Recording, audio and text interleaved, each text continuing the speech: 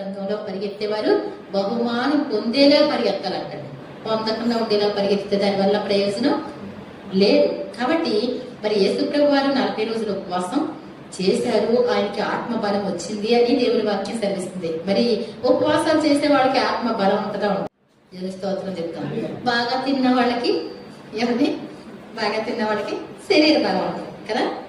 శరీర బలం మంచిదా, ఆత్మ బలం మంచిదా? మొదటిగా ఆత్మబలం ఉండాలి. ఆత్మబలం లేకపోతే చిన్ని దానికి కూడా జ్వరం వచ్చింది అన్నారు అనుకోండి, అప్పుడు ఎలా ఉంటుంది? జ్వరమా, ఇది ఎంత పెద్దదో అయిపోద్దు. ఎందుకని? వీళ్ళలో ఆత్మబలం లేకపోతే. శరీర బలమే ఉంది కానీ ఆత్మబలం లేకపోతే వాళ్ళు నిలబడలేరు అనమాట. కాబట్టి ఒక క్రైస్తవ జీవితానికి ఆత్మబలం చాలా అవసరం. కాబట్టి ఆత్మబలం ఎలా వస్తే